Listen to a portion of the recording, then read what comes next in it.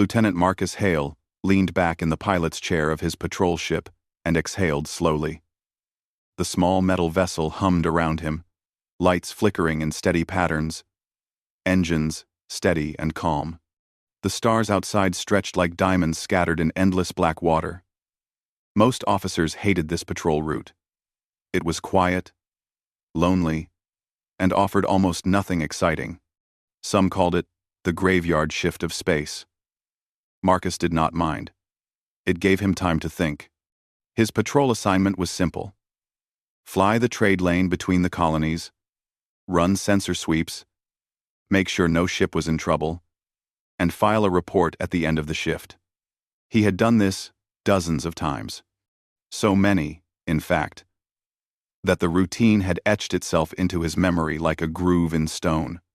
Wake up, check in, run diagnostics, launch, patrol, report, over and over. Tonight felt no different. He sat straight and checked his control screens.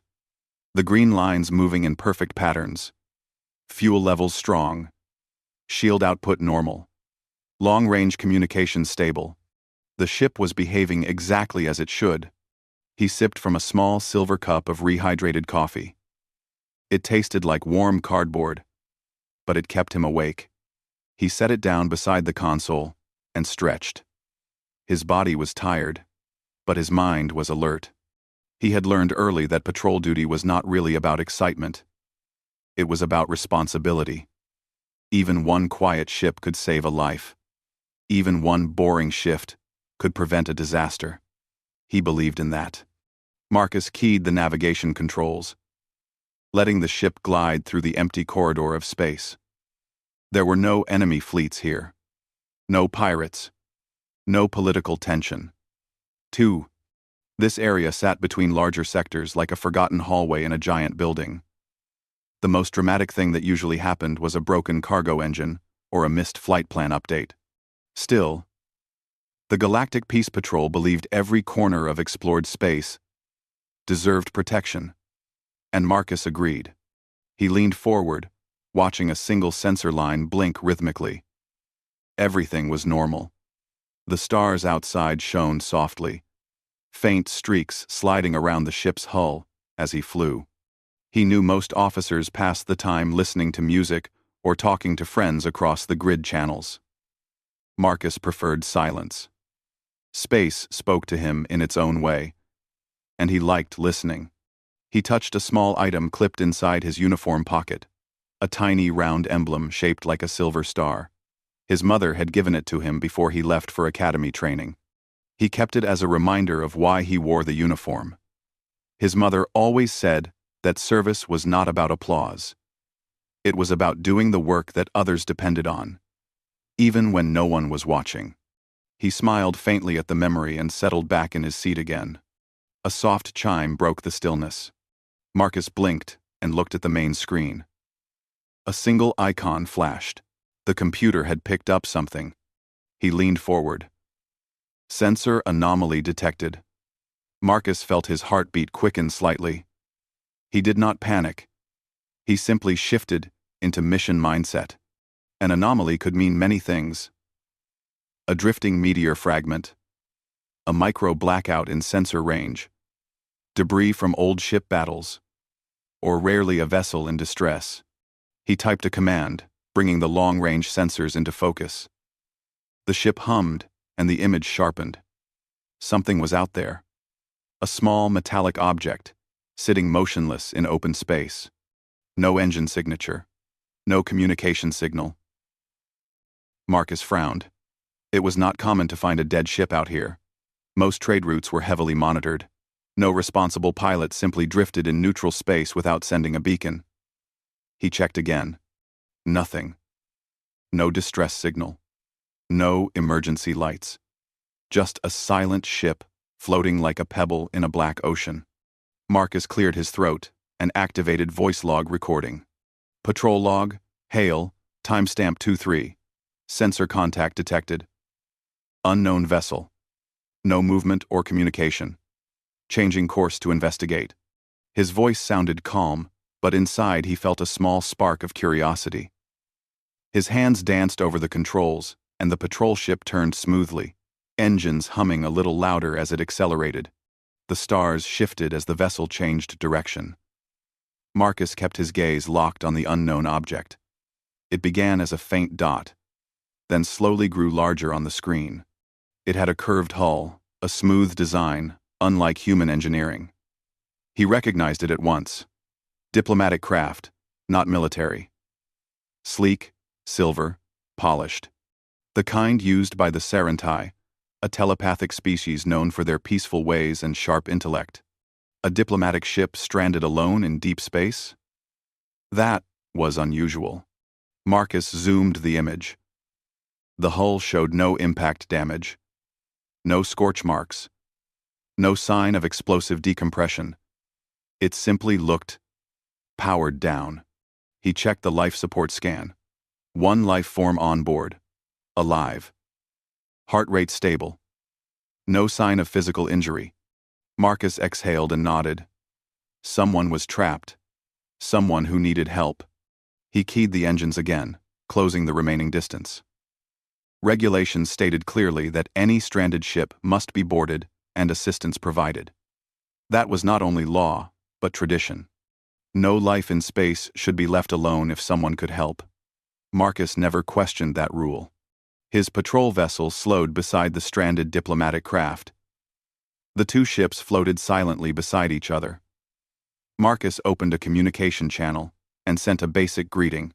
Unknown Sarenthai vessel. This is Lieutenant Marcus Hale of the Galactic Peace Patrol. Do you require assistance? Silence.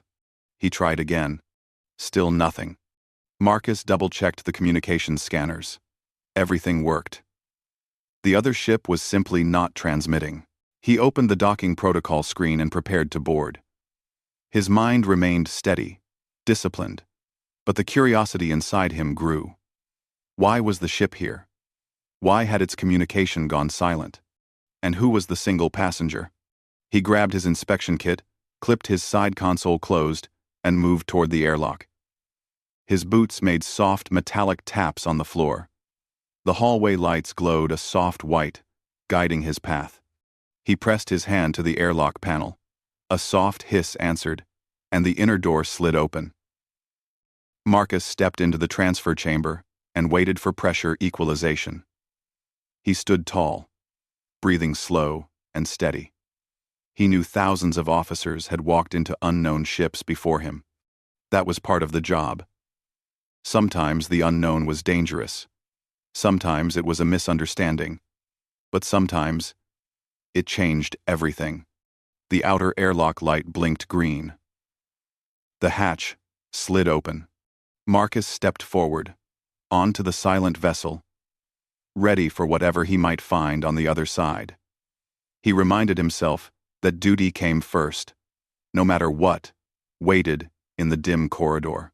He walked with calm steps, steady heartbeat, and honor in his stride, unaware that this moment would mark the beginning of a story far greater than a late-night patrol on a forgotten trade route. Marcus walked with Lyra through the quiet corridors of his patrol ship. The soft white lights above cast long shadows on the metallic walls. The ship felt different now.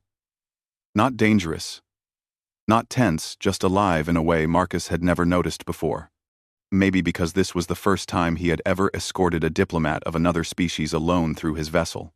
Lyra walked beside him with calm, almost floating steps. She did not hurry, yet somehow she always kept pace with him perfectly. Her presence was peaceful, like gentle music played at low volume. Marcus tried not to stare, but she was unlike anyone he had ever seen. Her features were graceful, her eyes soft blue with a strange glow that did not come from any light. She looked at everything with quiet curiosity, as though she appreciated each detail of existence. They reached a small observation room where Marcus often stopped to review reports during patrol. It had a wide window looking out to open space.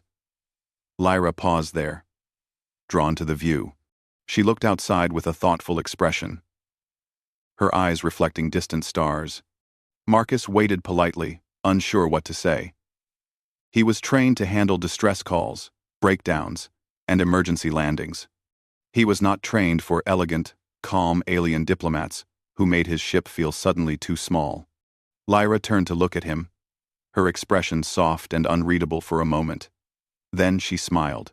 It was a gentle smile, not broad or dramatic, just a quiet curve of the lips that somehow made Marcus feel like she was seeing more than just the outside version of him.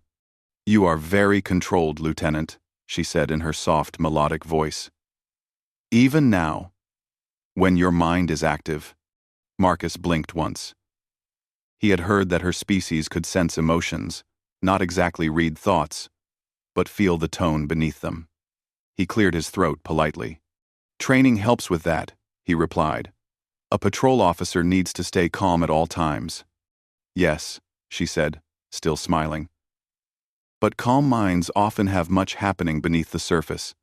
Marcus looked away, slightly embarrassed. He did not like being readable.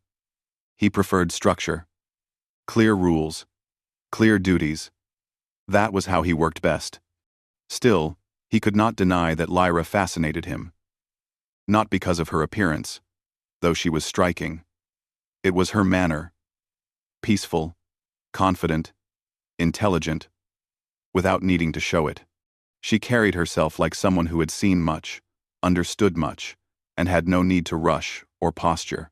He cleared his throat again, motioning toward the interior of the ship. "I will take you to the main hub. You can contact your people from there."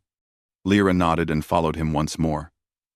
They walked through the corridor, their footsteps soft against the metal floor. Marcus kept his posture perfectly straight, but he could feel curiosity rising inside him again. He wanted to ask many things: how her ship shut down, why she was alone, what had brought her to this part of space, but he reminded himself to stay professional. Command first. Questions later. But then Lyra stopped walking. Marcus turned to face her. She stood still, watching him with eyes that looked far deeper than he was ready for. The hallway was silent, except for the low hum of the engines and the faint ventilation hiss. Lyra stepped a little closer. Not too close, but enough that Marcus felt aware of the space between them. "Human men," she said softly, "are very interesting." Marcus opened his mouth, then closed it again. That was not what he expected. "In what way?" he managed to ask. Her expression softened at the edges.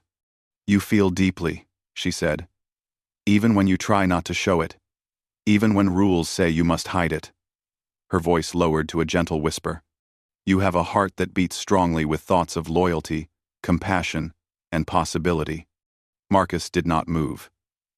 He was trained for battle, evacuation, threat assessment, but he had no manual for this conversation. Lyra looked up at him, her gaze steady, her voice warm and quiet.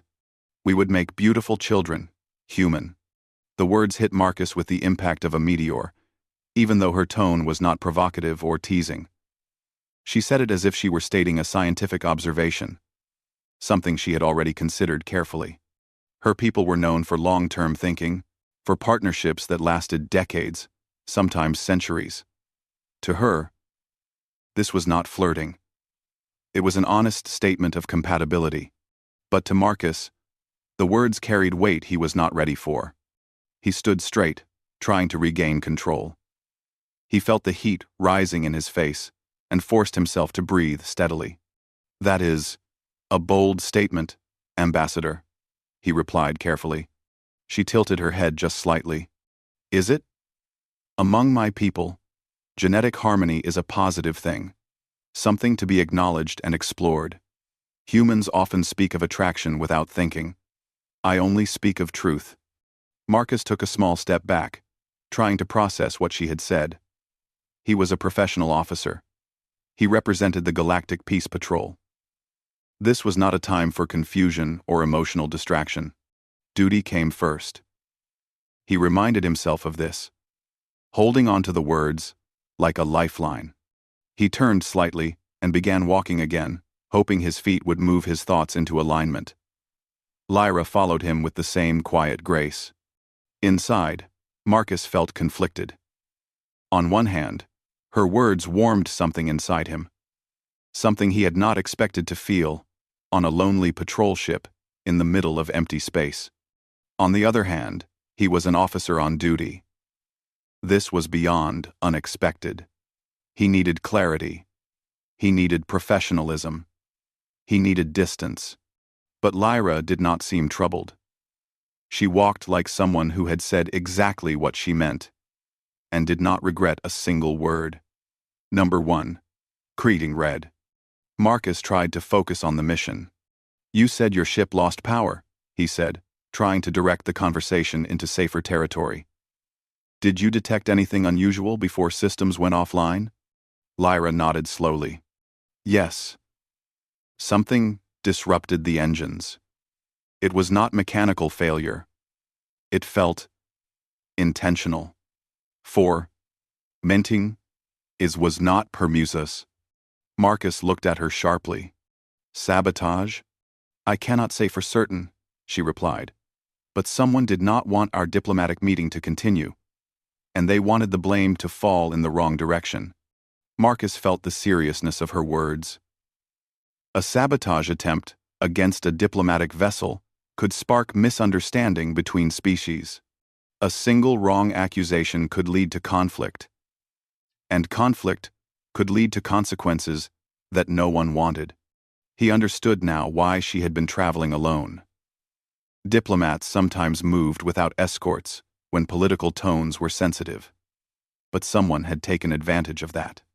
For the first time since finding her, Marcus felt the shift from curiosity to responsibility. This was not just a rescue. This was the beginning of something bigger. They reached the central hub of the ship. Screens flickered softly around the room, data streams glowing against the panels. Marcus tapped the interface and opened a channel request. Lyra stood beside him, calm and steady. Marcus exhaled slowly. He would contact, command, file a report, request backup, and yet, in the back of his mind, her whisper still echoed. "We would make beautiful children, human." He pushed the thought aside with effort. He had a duty to fulfill. His personal reaction could wait. But one thing was clear. This patrol shift was no longer simple, and the universe had just become a far more complicated place than he had expected. Marcus stood in the central hub of the patrol ship, watching the communication screen blink while the system attempted to connect with Galactic Peace Patrol Command. Lyra waited quietly beside him, her expression calm but observant. The soft hum of the engines and the blinking lights gave the room a faint sense of urgency, even though neither spoke for the moment. He focused on the transmission setup, doing his best to keep his mind on duty. He was an officer. He had a responsibility. Report the event. Request support. Handle the situation with professionalism. That was how the Galactic Peace Patrol worked. Personal feelings could not come before protocol. Yet every time he looked at Lyra, he could feel his calm beginning to shift again. She stood, with her hands folded lightly, her posture relaxed and graceful. She looked as though she trusted him completely, and that trust brought a pressure Marcus was not used to carrying. Trust meant expectation. Expectation meant responsibility.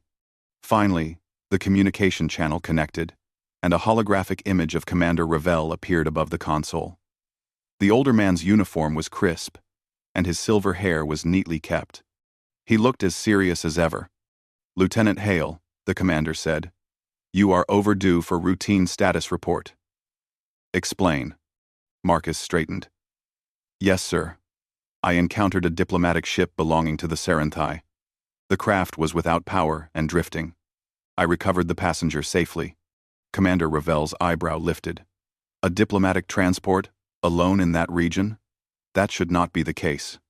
"No, sir. The systems were forcibly shut down. The passenger suspects sabotage." At that, Ravel's expression changed slightly. It did not show fear, but focus. He leaned forward, considering the implications. "Lieutenant, this could become a very delicate matter. Let me speak to the ambassador. Marcus glanced at Lyra, who nodded once. She stepped forward, and the commander greeted her respectfully. Ambassador Serentai, we apologize for this situation. We will investigate immediately. Lyra responded with calm politeness. Thank you, Commander. I believe someone is trying to interrupt diplomatic progress. If the incident is misunderstood, there could be unnecessary mistrust. Understood, Ravel said. Lieutenant, transmit full logs. A support cruiser will be dispatched. Marcus acknowledged the order and sent the data. The commander disappeared from the display, leaving Marcus and Lyra in the quiet room once again. Marcus felt relief. The responsibility was no longer solely on him. He had followed protocol, and now a larger team would take over. But Lyra simply watched him, her eyes thoughtful. You feel conflicted, she said softly. Marcus tried not to react, but she was right. He was. I'm doing my job, he answered. Yes, she agreed. But you are thinking beyond duty as well. Marcus turned away and pretended to check the logs again. He was not comfortable being read so easily. Human emotions were private. They belonged inside the mind and heart, not displayed for others to examine. Lyra walked closer, not intimidating, just present. My people do not see emotion as weakness, she said. We see it as truth. Marcus did not respond. He simply continued his tasks, organizing files, sending update transmissions, and logging every event. He knew she was trying to reassure him, but he needed space to breathe. He had never encountered someone who understood him so quickly, and it left him without the safety walls he normally relied on. Lyra watched him work in silence for a moment before she turned and looked out the wide observation window.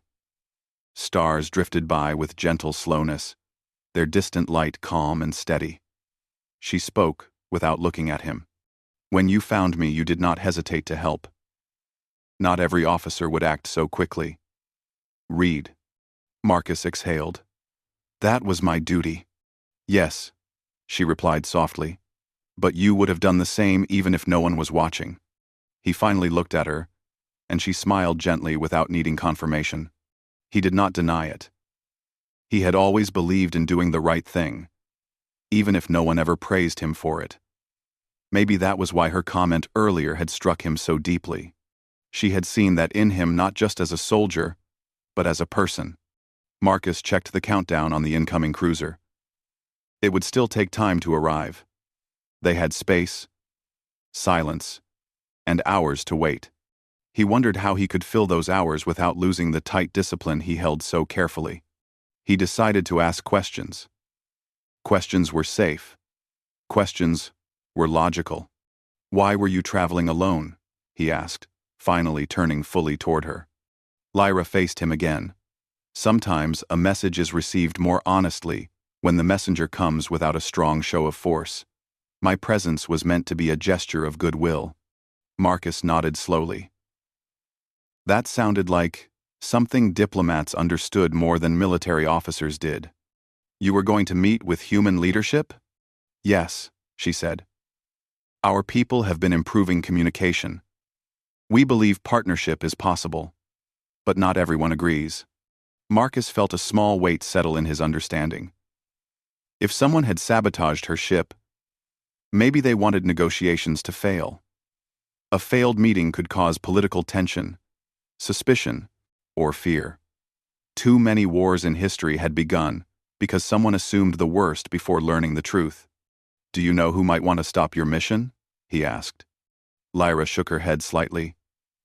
There are voices in many sectors who fear change. Some prefer separation to unity, and some may simply have something to gain from disagreement. Marcus understood that well. He had seen how suspicion could grow faster than trust. One small event could change how entire civilizations saw each other. That was why his report mattered. His logs could prevent misunderstanding. His actions could maintain peace. He realized then that his decision to investigate her drifting ship had been more important than he first believed. If he had ignored the anomaly and continued patrol, She might have been found too late by someone less patient, someone more suspicious. One wrong response might have blamed the wrong side, and history could have turned differently. Lyra seemed to sense his thoughts. "Every action matters," she said quietly. "Even small ones. Especially small ones." Marcus looked at her again. She did not speak like an ambassador desperate for approval. She spoke like someone who understood how fragile peace could be. He suddenly realized she was alone in this universe too, not just on her ship, but in her mission. Trusting strangers. Hoping diplomacy would win over fear. He admired that more than he expected. They stood in quiet reflection while the engines hummed beneath their feet. Marcus knew that personal feelings had to wait, but he could not deny that something had already begun shifting between them. Lyra's presence made the ship feel less empty.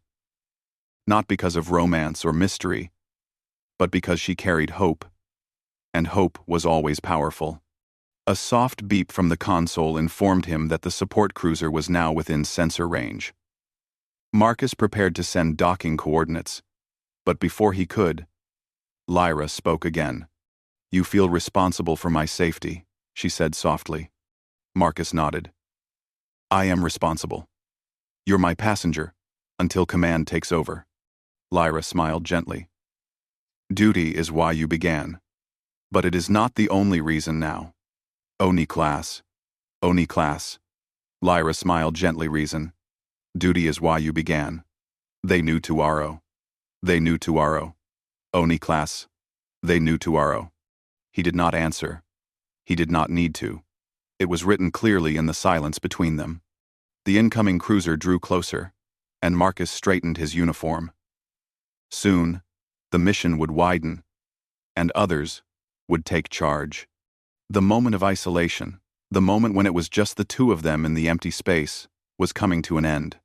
But Marcus suspected something important had already begun, something that would not be erased when command took control. Duty had guided him here. Something else was guiding what came next. The support cruiser glided into view like a giant metal whale, its hull catching starlight and reflecting it in soft silver patterns. Marcus watched from the observation window, his posture straight, his hands clasped behind his back. Lyra stood beside him, calm as always, her eyes thoughtful as she observed the approaching vessel. It felt strange for Marcus, knowing that soon he would no longer be responsible for her safety. He had only known her for a short time, but it already felt like more. Maybe because they had met in silence and uncertainty, far from politics and noise. Out here, they were simply two individuals trying to solve a quiet danger before it grew louder. The docking clamps engaged with a soft vibration through the ship. Marcus turned to Lyra with a professional nod. "The support team will take over now," he said. "They will escort you safely to diplomatic headquarters and launch a full investigation into the sabotage." Lyra's eyes lingered on him for a moment. She understood logic and protocol, but she did not hide the quiet emotion beneath her calm exterior. "You speak as though you are already saying goodbye," she said gently. Marcus hesitated. He wanted to correct her, but the words did not come immediately. He had grown used to having her near, used to her soft presence, used to conversations that challenged him in ways he had not expected.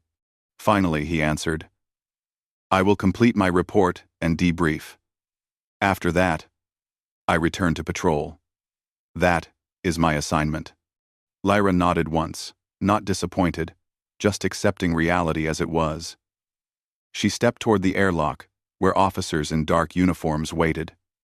Marcus recognized them, efficient, disciplined, experienced. They would treat her with respect and give her the protection she deserved.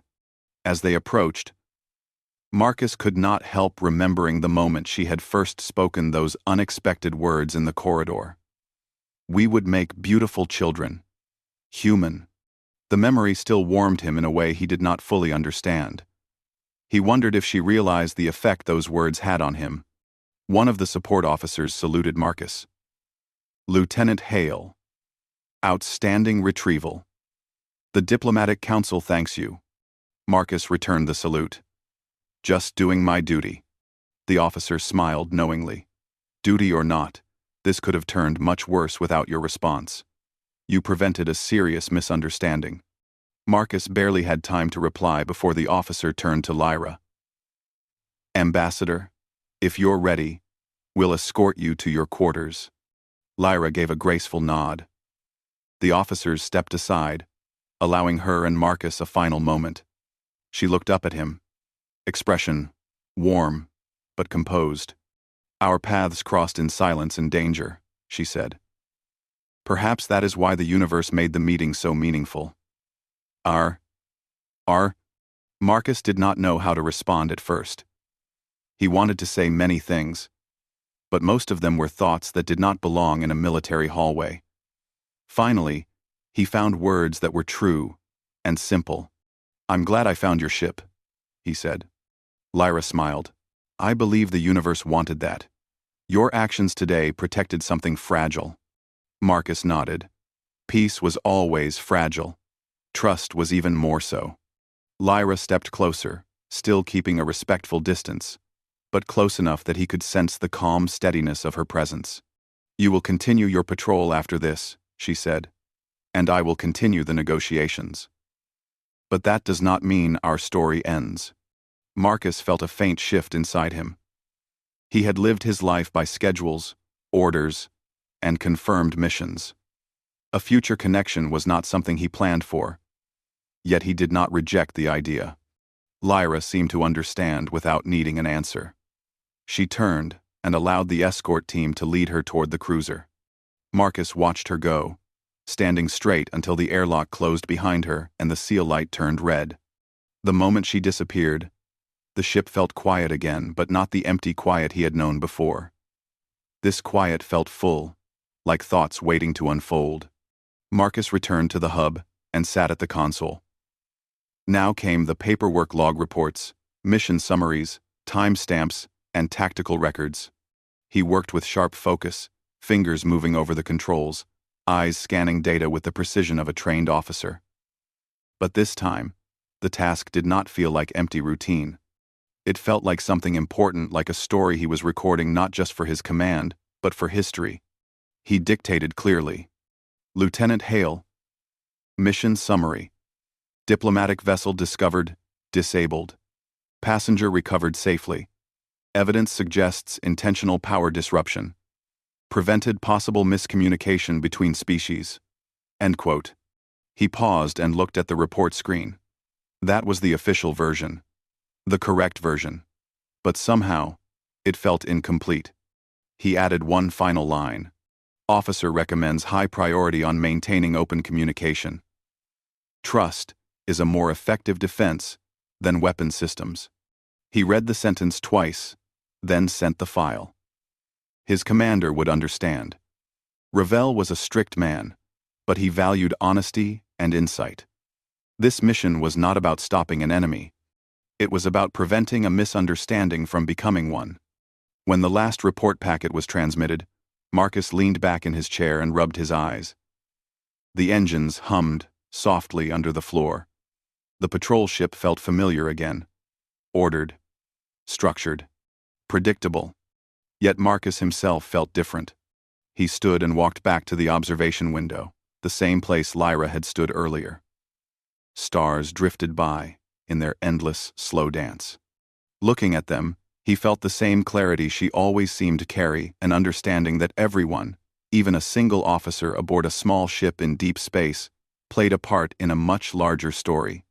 He thought back to the first moment he boarded her silent craft. He had expected a broken ship, a simple rescue, a routine log update. Instead, he had found a diplomat with kind eyes and a calm voice who saw something in him he rarely acknowledged in himself. She had spoken to him not as a soldier, but as a man, and for the first time, Marcus allowed himself to wonder if duty and humanity could exist together without conflict. A soft comm beep sounded. Lieutenant Hale, came the voice of Commander Ravel. The cruiser has completed transfer. You are cleared to resume patrol. Marcus smiled faintly. Acknowledged, sir. He took the pilot's seat and engaged the navigation systems. His fingers moved smoothly, and the engines responded with gentle power. The patrol ship turned slowly back toward the distant trade route, the long, empty corridor of stars waiting ahead. He looked once more at the place where the diplomatic cruiser had vanished into deep space. He felt something close to hope. Perhaps their paths would cross again. Perhaps something new was beginning, quietly, without noise or announcement. He focused on the stars, steady and constant, and guided his ship forward. The universe stretched wide before him, still full of mystery, still full of people worth learning from, still full of stories waiting to be written. Duty guided him onward. But for the first time, he understood that destiny could hold much more than orders and regulations.